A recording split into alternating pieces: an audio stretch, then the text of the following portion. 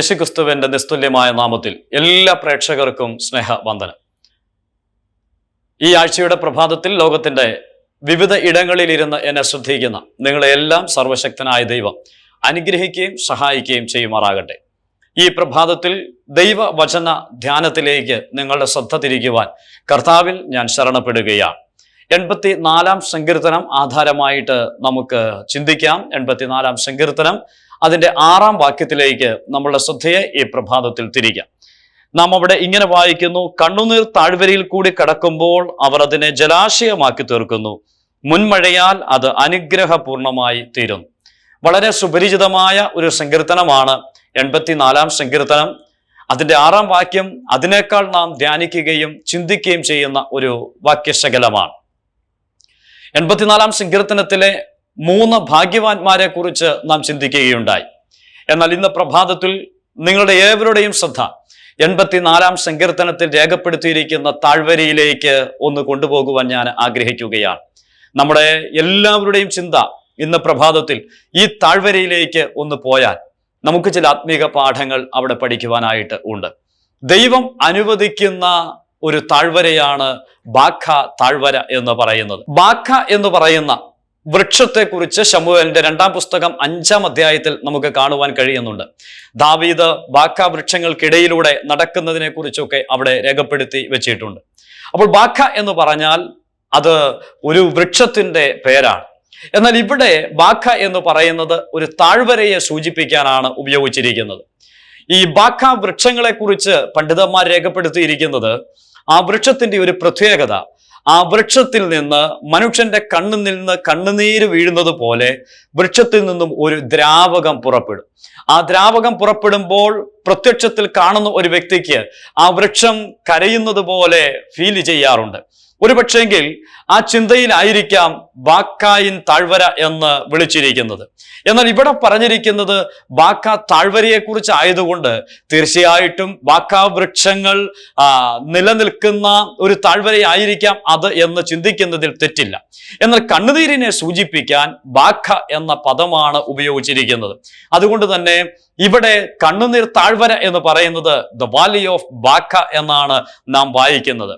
പ്രിയപ്പെട്ടവരെ, ഇന്ന് പ്രഭാതത്തിൽ നാം ഈ താഴ്വരയെക്കുറിച്ച് ഒന്ന് ചിന്തിക്കുവാനായിട്ട് ആഗ്രഹിക്കുകയാണ്. ബാഖ വൃക്ഷങ്ങളും ബാഖ താഴ്വരയും ആക്ഷരികമായിട്ടുണ്ട് എന്ന് നമുക്കറിയാം. എന്നാൽ അപ്പോൾ തന്നെ ഇവിടെ പറഞ്ഞിരിക്കുന്ന ആ ചിന്തയിലേക്ക് നാം ഒന്ന് പോകുമ്പോൾ ഇതിന്റെ ആത്മീക അർത്ഥം നമുക്ക് ഗ്രഹിക്കുവാൻ ഇടയായി തീരേണ്ടത് വളരെ ആവശ്യമാണ്. ഇവിടെ സങ്കീർത്തനക്കാരൻ രേഖപ്പെടുത്തുകയാണ്, കണ്ണുനീർ താഴ്വരയിൽ കൂടി നടന്നാലും.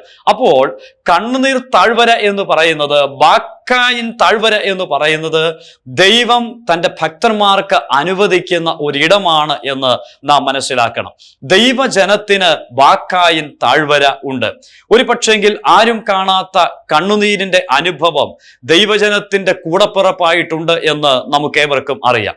മറ്റാരും അറിയുന്നില്ല, മറ്റാർക്കും മനസ്സിലാക്കുവാൻ കഴിയുന്നില്ല എന്നൊക്കെയാണ് എന്ന് വരികിലും നാം എത്രയോ കണ്ണുനീരിന്റെ അനുഭവങ്ങളിലൂടെയാണ് കടന്നു പോകുന്നത്. അങ്ങനെയുള്ളവരെ സംബന്ധിച്ച് ഈ ഭാഗത്ത് വളരെ ചിന്തിക്കുവാൻ കഴിയുന്ന ആത്മീക പാഠങ്ങളുണ്ട്. നാം ആ വേദഭാഗത്തിലേക്ക് വരുമ്പോൾ കണ്ണുനീർ താഴ്വരയിൽ കൂടി കടക്കുമ്പോൾ അവർ അതിനെ ജലാശയമാക്കി തീർക്കുന്നു എന്നാണ് രേഖപ്പെടുത്തിയിരിക്കുന്നത്. ഒരുപക്ഷെ ലോക മനുഷ്യർക്ക് ഒരിക്കൽ പോലും മനസ്സിലാക്കുവാൻ കഴിയാത്ത ഒരാശയമാണ് ഇവിടെ സങ്കീർത്തനക്കാരൻ രേഖപ്പെടുത്തിയിരിക്കുന്നത്. ബാഖായിൻ താഴ്വരയിലൂടെ കടന്നു പോകുമ്പോൾ, കണ്ണുനീരിന്റെ അനുഭവത്തിലൂടെ കടന്നു പോകുമ്പോൾ അതിനെ ജലാശയമാക്കി തീർക്കുന്നു എന്നാണ് അവിടെ വായിക്കുന്നത്. പ്രിയപ്പെട്ടവരെ, എത്രയോ വിരോധാഭാസമായിട്ട് നമുക്കത് തോന്നുവാനായിട്ട് കഴിയും. എൻ്റെ ജീവിതത്തിൽ ഞാൻ കണ്ണുനീരിന്റെ അനുഭവത്തിലൂടെ പോകുമ്പോൾ ഞാൻ ആ കണ്ണുനീരിന്റെ അനുഭവത്തെ ജലാശയമാക്കി തീർക്കുന്നു. ഇനിയും അതിനേക്കാൾ ചിന്തനീയമായ ആശയം അടുത്തതാണ്, മുൻമഴയാൽ അത് അനുഗ്രഹപൂർണമായി തീരുന്നു എന്ന് പറഞ്ഞാൽ ഈ ജലാശയം മുൻമഴയാൽ നിറഞ്ഞ് തുളുമ്പി നിൽക്കുകയാണ്. ആ ജലാശയത്തിൽ വറ്റിവരേണ്ട അവസ്ഥയല്ല കാണുവാൻ കഴിയുന്നത്, കല്ലുകൾ മാത്രമുള്ള അവസ്ഥയല്ല കാണുവാൻ കഴിയുന്നത്, വരണ്ടിരിക്കുന്ന ശോചനീയമായ അവസ്ഥയല്ല ആ ജലാശയത്തിൽ കാണുവാൻ കഴിയുന്നത്. മറിച്ച് ആ തടാകത്തിൽ നാം എത്തിയാൽ അവിടെ കാണുവാൻ കഴിയുന്നത് മുൻമഴയാൽ നിറഞ്ഞു നിൽക്കുന്ന, കണ്ണിന് കുളിർമയേകുന്ന, മനോഹാരിതയുള്ള ഒരു ജലാശയമായിട്ട് അത് തീരുകയാണ്. ഏത് ജലാശയം? കണ്ണുനീരിന്റെ താഴ്വര ജലാശയമായിട്ട് തീരുന്നു, അനുഗ്രഹമുള്ള ഒരു ജലാശയമായിട്ട് തീരുന്നു. ഇത് നാം ചിന്തിക്കേണ്ടത് ആവശ്യമാണ്. ദൈവത്തിന്റെ ജനമേ, നമ്മുടെ ജീവിതത്തിൽ ദൈവം അനുവദിക്കുന്ന ബാഖായിൻ താഴ്വരയുണ്ടല്ലോ, ആ താഴ്വരയിലൂടെ സഞ്ചരിക്കുമ്പോൾ അതിനപ്പുറത്ത് നമുക്ക് എത്തിച്ചേരുവാൻ കഴിയുന്നത് മനോഹരമായ ഒരു ജലാശയത്തിന്റെ തീരത്താണ്. ആ ജലാശയം നീന്തി തുടിക്കുവാൻ കഴിയുന്ന, സന്തോഷിക്കുവാൻ കഴിയുന്ന, ആഹ്ലാദിക്കുവാൻ കഴിയുന്ന, ആനന്ദിക്കുവാൻ കഴിയുന്ന, ആശ്വസിക്കുവാൻ കഴിയുന്ന ഒരിടമാണ് ആ ജലാശയം എന്ന് പറയുന്നത്. എന്നാൽ ആ ജലാശയത്തിലെത്തുന്നതിന് മുമ്പേ കണ്ണുനീരിന്റെ ഒരു താഴ്വര നാം കടക്കേണ്ടതായിട്ടുണ്ട്. എന്റെയും നിങ്ങളുടെയും ജീവിതത്തിൽ എത്രയോ കണ്ണുനീരിന്റെ അനുഭവങ്ങളുണ്ട്, എത്രയോ മാനസികമായി നമ്മെ തളർത്തുന്ന കണ്ണുനീരിന്റെ വൈഷമ്യകരമായ സാഹചര്യങ്ങളുണ്ട്. ഇന്ന് പ്രഭാതത്തിൽ ഓരോ വ്യക്തിയും ഈ സന്ദേശം കേൾക്കുമ്പോൾ ഓരോരുത്തരും ചിന്തിച്ചാൽ നമുക്കൊക്കെയും ആരോടും പറയുവാൻ കഴിയാത്ത നൊമ്പരങ്ങും തേങ്ങലും ഒക്കെ ഉണ്ടല്ലോ. അതൊക്കെ നമ്മുടെ ജീവിതത്തിന്റെ കണ്ണുനീരാ. എന്നാൽ ആ കണ്ണുനീരിന്റെ താഴ്വരയെ സ്വർഗം ജലാശയമാക്കി തീർക്കും, യാതൊരു സംശയവും ആവശ്യമില്ല. അതുകൊണ്ട് ഇന്ന് പ്രഭാതത്തിൽ എന്നെ ശ്രദ്ധിക്കുന്ന പ്രിയപ്പെട്ടവരെ, നിങ്ങൾ കണ്ണുനീരിന്റെ അവസ്ഥയിലാണോ ഇരിക്കുന്നത്? മറ്റാരോടും പറയാത്ത വേദനയും പേറി നിങ്ങളുടെ കണ്ണിൽ നിന്ന് കണ്ണുനീർത്തുള്ളികൾ ധാരധാരയായിട്ട് ഒഴുകുന്നുണ്ടോ? ഇന്ന് പ്രഭാതത്തിൽ ഞാൻ ഓർപ്പിക്കട്ടെ, അതിനെ ജലാശയമാക്കി തീർക്കുവാൻ കഴിയുന്ന ഒരു സർവശക്തനായ ദൈവമുണ്ട്. എന്നാൽ ഈ കണ്ണുനീരിന്റെ താഴ്വരയെ ആർക്കാണ് ജലാശയമാക്കി തീർക്കുവാൻ കഴിയുന്നത്? നാം ഒന്ന് ചിന്തിക്കണം. 5-ാം വാക്യത്തിലേക്ക് നിങ്ങളുടെ ശ്രദ്ധ ഞാനൊന്ന് കൊണ്ടുവരട്ടെ. ബലം നിന്നിലുള്ള മനുഷ്യൻ ഭാഗ്യവാൻ, ഇങ്ങനെയുള്ളവരുടെ മനസ്സിൽ സിയോനിലേക്കുള്ള പെരുവഴികളുണ്ട്.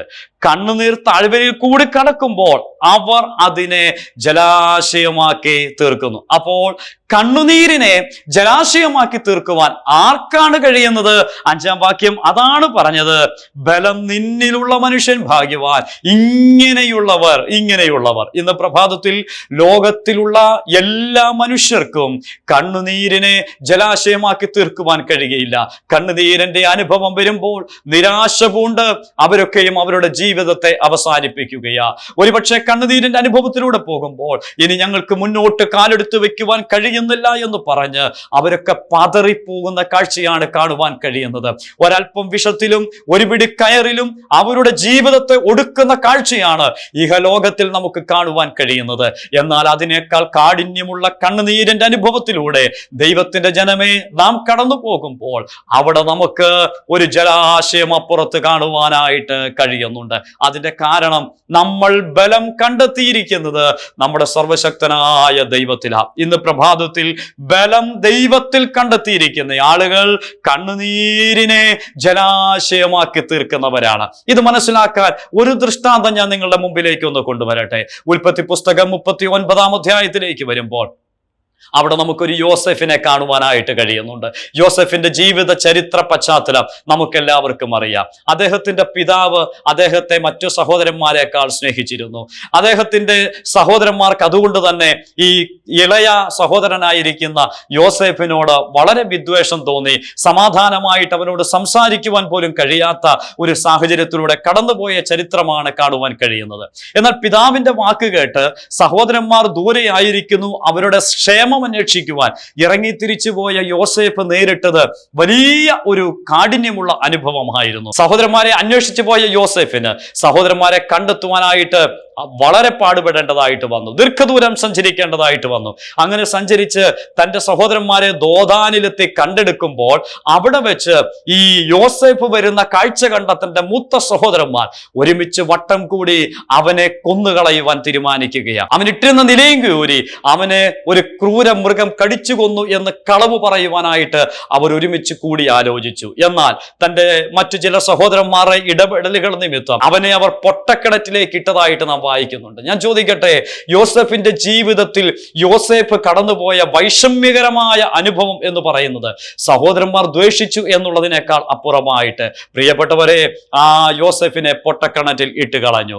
ഞാൻ ഇങ്ങനെ ചിന്തിക്കുകയാ, യോസേഫിന്റെ ജീവിതത്തിൽ ഏറ്റവും കൂടുതൽ സമയം യോസേഫ് കരഞ്ഞത് ആ ഏകാന്തതയുടെ അനുഭവമാണ്. യോസേഫ് ആ പൊട്ടക്കിണറ്റിൽ കിടന്ന് കണ്ണുനീര് കൊണ്ട് ആ കിണർ നിറച്ചു കാണും എന്ന് ഞാൻ കരുതുകയാണ്. മറ്റാർക്കും അത് കാണാൻ കഴിയുന്നില്ല. മുകളിലിരുന്ന് സംസാരിക്കുന്ന സഹോദരന്മാർക്ക് യോസെഫിന്റെ കണ്ണുനീര് കാണുവാൻ കഴിഞ്ഞില്ല. ഞാൻ എന്ത് ദോഷം ചെയ്തിട്ടാണ് എന്നോട് ഇത് ചെയ്തത്? ഞാൻ എന്ത് തെറ്റാണ് എൻ്റെ സഹോദരന്മാരോട് ചെയ്തത്? ഒരു തെറ്റും ചെയ്യാതെ തൻ്റെ സഹോദരന്മാരുടെ ക്ഷേമം അന്വേഷിച്ച് ഇറങ്ങിത്തിരിഞ്ഞ യോസേഫിന് ലഭിച്ചത് ആ പൊട്ടക്കിണറിന്റെ അനുഭവമായിരുന്നു. അവിടെ വെച്ച് യോസേഫ് കരഞ്ഞ കണ്ണുനീര് ആരും കണ്ടില്ല എങ്കിൽ ഇന്ന് പ്രഭാതത്തിൽ ഞാൻ പറയട്ടെ, ആ കണ്ണുനീരിനെ ജലാശയമാക്കി തീർക്കുവാൻ കഴിയുന്ന ഒരു ദൈവം ഉണ്ട് എന്നുള്ളത് യോസേഫിന്റെ ചരിത്രം നമ്മെ പഠിപ്പിക്കുകയാണ്. ഇന്ന് പ്രഭാതത്തിൽ ദൈവത്തിന്റെ ജനമേ, ഞാനിങ്ങനെ പറയട്ടെ, നമ്മുടെ കൂട്ടു സഹോദരന്മാരാലുള്ള വേദന, നമ്മുടെ പ്രിയപ്പെട്ടവരാലുള്ള വേദന, മറ്റുള്ളവരുടെ ആക്ഷേപങ്ങളാലുള്ള വേദന, ഇതൊക്കെ സഹിച്ചായിരിക്കാം ഞാനും നിങ്ങളും കടന്നു പോകുന്നത്. എന്നാൽ പറയട്ടെ, ദൈവത്തിൽ ബലം കണ്ടെത്ത്, ആ ദൈവത്തിൽ മാത്രം ആശ്രയം കണ്ടെത്തി നാം ആ പൊട്ടക്കിണറ്റ് കിടന്ന് കരഞ്ഞ യോസേഫിനെ പോലെ നമ്മുടെ കണ്ണിൽ നിന്നും കണ്ണുനീർത്തുള്ളികൾ ധാരധാരയായി ആരും കാണാതെ നിലത്തേക്ക് വീഴുമ്പോൾ ആ കണ്ണുനീർത്തുള്ളിയെ മുഴുവൻ ശേഖരിച്ചു വെക്കുന്ന ഒരു ദൈവം സ്വർഗത്തിലുണ്ട്. ആരും കാണാത്ത കണ്ണുനീരിന്റെ അനുഭവം, ബാഖായുടെ താഴ്വര എനിക്ക് നിങ്ങൾക്ക് ഉണ്ടായേക്കാം. യോസെഫിന്റെ ജീവിതത്തിൽ അത് മാത്രമല്ല യോസെഫ് അനുഭവിച്ച ബാഖായിൻ താഴ്വര എന്ന് പറയുന്നത്. പിന്നീട് പോത്തിഫറിന്റെ ഭവനത്തിൽ വെച്ച് യാതൊരു തെറ്റും ചെയ്യാത്ത യോസെഫ് പിടിക്കപ്പെട്ട് കാരാഗ്രഹത്തിന്റെ ഉള്ളറയിൽ കിടക്കുമ്പോൾ അവിടെ ഇതാ രണ്ട് വ്യക്തികൾക്ക് സ്വപ്നം വ്യാഖ്യാനിച്ചു കൊടുത്തു. ആ രണ്ട് വ്യക്തികൾ, അപ്പക്കാരുടെ പ്രമാണിയും പാനപാത്രവാഹകന്റെ പ്രമാണിയും, ഈ രണ്ട് വ്യക്തികളുടെയും ജീവിതത്തിൽ അവരുടെ സ്വപ്നം വ്യാഖ്യാനിച്ച് അപ്പക്കാരന്റെ പ്രമാണിയെ തൂക്കിലേറ്റി കളയുകയും പാനപാത്രവാഹകന്റെ പ്രമാണി പഴയ ജോലിയിലേക്ക് പ്രവേശിക്കുകയും ചെയ്തു. അവിടെ ചെല്ലുമ്പോൾ നീ എന്റെ കാര്യം ഓർപ്പിക്കണമെന്ന് യോസേഫ് പറഞ്ഞ് ആ യോസേഫിനെ ആ മനുഷ്യൻ മറന്നു കളഞ്ഞു. ഒരു പക്ഷെങ്കിൽ അവൻ അതിലെ സഞ്ചരിച്ചു പോകുമ്പോൾ യോസേഫ് അവിടെ നിന്ന് കരഞ്ഞു കാണും. യോസേഫിന്റെ കണ്ണ് നിറഞ്ഞു പോയി കാണും. ഞാൻ എത്രയോ നന്മ അവന് വേണ്ടി ചെയ്തതാ, പക്ഷെ ഈ കാരാഗ്രഹത്തിൽ എന്നെ സഹായിക്കാൻ ആരുമില്ല, ഞാൻ ഒരു തെറ്റും ചെയ്തിട്ടില്ല.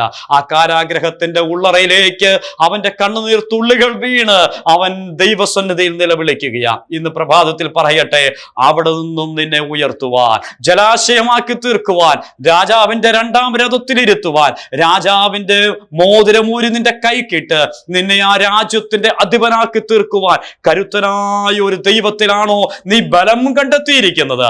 അങ്ങനെയാണ് എങ്കിൽ നിരാശപ്പെടേണ്ട ആവശ്യമേ വരികയില്ല. ഇന്ന് പ്രഭാതത്തിൽ കോരഹപുത്രന്മാർ അഭിമാനത്തോടെ പറയുകയാ, കണ്ണുനീർ താഴ്വരയിൽ കൂടി കടക്കുമ്പോൾ ബലം നിന്നിൽ കണ്ടെത്തിയ മനുഷ്യനാരാണോ അവർക്ക് ജലാശയമാക്കി കണ്ണുനീരിനെ മാറ്റുവാനായിട്ട് കഴിയും. നമ്മുടെ ജീവിതത്തിൽ ദൈവം അനുവദിക്കുന്ന ഈ കണ്ണുനീരുണ്ടല്ലോ, അത് ജലാശയമാക്കി തീർക്കുവാൻ വേണ്ടിയാ. യോസഫ് പിന്നീട് തന്റെ സഹോദരന്മാരോട് പറയുന്ന ഒരു വാക്കിങ്ങനെയാണ്, നിങ്ങൾക്ക് മുമ്പായി എന്നെ ദൈവം അയച്ചതാണ്. അതെ പ്രിയപ്പെട്ടവരെ, ദൈവമാണ് കണ്ണുനീരിന്റെ അനുഭവം നമുക്ക് തരുന്നത്.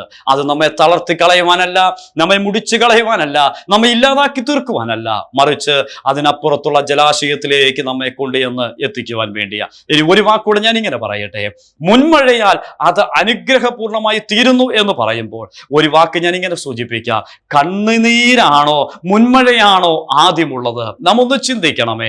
കണ്ണുനീര് അനുവദിക്കുമ്പോൾ തന്നെ അതിനോട് ചേർത്ത് നമുക്ക് വേണ്ടി ഒരു ജലാശയത്തിലേക്ക് നമ്മെ കൊണ്ടെത്തിക്കുവാൻ മുൻമഴ ഒരുക്കുന്ന ഒരു ദൈവമാണ് നമുക്കുള്ളത്. ആ ദൈവത്തിൽ നമുക്ക് ആശ്രയം കണ്ടെത്തുവാൻ ഇടയായിട്ട് തീരട്ടെ. ഇന്ന് പ്രഭാതത്തിൽ ആരെങ്കിലും കണ്ണുനീരിന്റെ താഴ്വരയിലൂടെ പോകുന്നെങ്കിൽ നിരാശപ്പെടേണ്ട, ജലാശയമാക്കി തീർക്കുവാൻ കരുത്തുള്ള ഒരു ദൈവമുണ്ട്. ആ ദൈവത്തിൽ ആശ്രയം കണ്ടെത്തുവാൻ വീണ്ടും നമുക്ക് ഇടയായിട്ട് തീരട്ടെ. ഞാൻ ഈ വേദഭാഗം പറയുമ്പോൾ വളരെ സുപരിചിതമായ മറ്റൊരു താഴ്വരയിലേക്കൂടെ ഞാൻ നിങ്ങളെ കൊണ്ടുപോകാം. അത് 84-ാം സങ്കീർത്തനത്തിലെ ഒരു താഴ്വരയല്ല എന്ന് വരികിലും 23-ാം സങ്കീർത്തനം വളരെ സുപരിചിതമായ ഒരു സങ്കീർത്തനമാണ്. അതിന്റെ 4-ാം വാക്യത്തിൽ നാം ഇങ്ങനെ വായിക്കുന്നു, കൂരിരുൾ താഴ്വരയിൽ കൂടി നടന്നാലും ഞാൻ ഒരു അനർത്ഥവും ഭയപ്പെടുകയില്ല. ഇവിടെ കൂരിരുൾ താഴ്വര എന്ന് പറയുന്നത് നാം വായിക്കുമ്പോൾ നമുക്കറിയാം, അതിന്റെ ആശയമെന്ന് പറയുന്നത് ദ വാലി ഓഫ് ഡെത്ത് എന്നാണ് രേഖപ്പെടുത്തിയിരിക്കുന്നത്. മരണനിഴലിന്റെ താഴ്വര. അതേ പ്രിയപ്പെട്ടവരെ, ലോകത്തിലുള്ള ഏറ്റവും ഭീതിജനകമായ ഒരനുഭവമാണല്ലോ ആ മരണനിഴലിന്റെ താഴ്വര. മരണത്തെ ഭയക്കാത്ത ആരാണുള്ളത്? ലോകത്തിലുള്ള അധികായകന്മാർ പോലും, ആരോഗ്യവാന്മാർ പോലും, സാമ്പത്തികമായി ഉന്നമനത്തിലുള്ള ആളുകൾ പോലും, ഇവരെല്ലാം ഒരുപോലെ മരണത്തെ ഭയപ്പെടുന്നവരാണ്. മരണത്തെ ഭയപ്പെടാത്ത മനുഷ്യൻ ലോകത്തിലില്ല. എന്നാൽ പറയട്ടെ, മരണനിഴലിന്റെ താഴ്വര നമ്മെ തലോടിപ്പോകുമ്പോൾ, മരണനിഴലിന്റെ താഴ്വരയിൽ കൂടി നടന്നാലും ഒരനർത്ഥവും ഞാൻ ഭയപ്പെടുകയില്ല എന്നാണ് ഇവിടെ സങ്കീർത്തനക്കാരൻ പറഞ്ഞിരിക്കുന്നത്. എന്താ അതിന്റെ കാരണം? മരണനിഴലിന്റെ താഴ്വര, മരണം നമ്മെ സമീപിക്കുമ്പോൾ, മരിക്കുമെന്നുള്ള പരിപൂർണമായ ബോധ്യത്തിലേക്ക് നാം എത്തിച്ചേരുന്ന ആ സാഹചര്യത്തിൽ ഭീതി നമ്മുടെ ഉള്ളിൽ നമ്മെ വേദനിപ്പിക്കുമ്പോൾ, മരണത്താൽ നാം എല്ലാവരെയും വിട്ടുപിരിയുമെന്നുള്ള ചിന്ത നമ്മെ ഭരിക്കുമ്പോൾ, അവിടെയും ഇതാ നമ്മെ സ്വാന്തനിപ്പിക്കുന്ന ഒരു കരമുണ്ട്. നാം വായിക്കുന്നത് ഇങ്ങനെയാണ്: നീ എന്നോട് കൂടെ ഇരിക്കുന്നുവല്ലോ, നിന്റെ വടിയും കോലും എന്നെ ആശ്വസിപ്പിക്കുന്നു. ഇന്ന് പ്രഭാതത്തിൽ മരണനിഴലിന്റെ താഴ്വര നമ്മുടെ ജീവിതത്തിൽ ഉണ്ടായാൽ അതാണ് ലോകം ഭയപ്പെടുന്നത്. എന്നാൽ ഒരു ദൈവ പൈതൽ അവിടെ ഭയപ്പെടേണ്ടിയ ആവശ്യമില്ല. കാരണം എന്താ? നീ എന്നോട് കൂടെ ഇരിക്കുന്നുവല്ലോ, നിന്റെ വടിയും കോലും എന്നെ ആശ്വസിപ്പിക്കുന്നു. ഇന്ന് പ്രഭാതത്തിൽ മരണനിഴലിന്റെ താഴ്വരയും ദൈവജനം ഭയപ്പെടേണ്ടതായിട്ട് ഇല്ല. ഇനിയും ഇത് മനസ്സിലാക്കാൻ ഞാൻ ഒരു ദൃഷ്ടാന്തം കൂടി സൂചിപ്പിക്കട്ടെ. യോഹന്നാന്റെ സുവിശേഷം 11-ാം അധ്യായത്തിലേക്ക് വരുമ്പോൾ നമ്മുടെ കർത്താവായ യേശു ക്രിസ്തു ഏറെ സ്നേഹിച്ചിരുന്ന ഒരു കുടുംബത്തെ കുറിച്ച് നമ്മൾ അവിടെ വായിക്കുന്നുണ്ട്. ബഥാനിയയിലെ ലാസറിന്റെ കുടുംബം. നിങ്ങൾ ശ്രദ്ധിച്ചാൽ അറിയാം, യോഹന്നാന്റെ സുവിശേഷം 10-ാം അധ്യായത്തിൽ നാം വായിക്കുന്നത് കർത്താവിന്റെ ഒരു പ്രഖ്യാപനമാണ്. അവിടെ 10-ാം അധ്യായം 11-ാം വാക്യത്തിൽ വായിക്കുന്നു, ഞാൻ നല്ല ഇടയൻ ആകുന്നു. വാസ്തവത്തിൽ ഇവിടെ 23-ാം സങ്കീർത്തനത്തെ സങ്കീർത്തനക്കാരൻ പറഞ്ഞു തുടങ്ങുമ്പോൾ ഇങ്ങനെയാണ് വായിക്കുന്നത്: യഹോവ എൻ്റെ ഇടയനാകുന്നു. യോഹന്നാന്റെ സുവിശേഷം 10-ാം അധ്യായം നോക്കുക, അവിടെ കർത്താവ് പറയാ, ഞാൻ നല്ല ഇടയനാകുന്നു. ആ നല്ല ഇടയനെ കുറിച്ച് 10-ാം അധ്യായം രേഖപ്പെടുത്തിയിട്ട് 11-ാം അധ്യായത്തിൽ വരുമ്പോൾ മരണനിഴലിന്റെ താഴ്വരയിലൂടെ കടന്നു പോകുന്ന ഒരു കുടുംബത്തെയാണ് നമുക്ക് കാണുവാൻ കഴിയുന്നത്. ലാസർ ദീനമായി കിടക്കുന്നു. ലാസർ പിന്നീട് മരിച്ചു. കർത്താവ് ഭവനത്തിലേക്ക് എത്തുമ്പോൾ മറിയ ഓടി കർത്താവിന്റെ അടുക്കിലേക്ക് വന്ന് ആ കാലിലേക്ക് വീണിട്ട് പറയുന്നൊരു വാക്ക്: അങ്ങ് ഇവിടെ ഉണ്ടായിരുന്നെങ്കിൽ എൻ്റെ സഹോദരൻ മരിക്കയില്ലായിരുന്നു. കരയുവാൻ അവിടെ ധാരാളം ആളുകളുണ്ട്. യഹൂദന്മാർ അവിടെ കരയുവാനും ആശ്വസിപ്പിക്കുവാനും വന്നിട്ടുണ്ട്. ബന്ധുമിത്രാദികൾ കരയുവാനും ആശ്വസിപ്പിക്കുവാനും വന്നിട്ടുണ്ട്.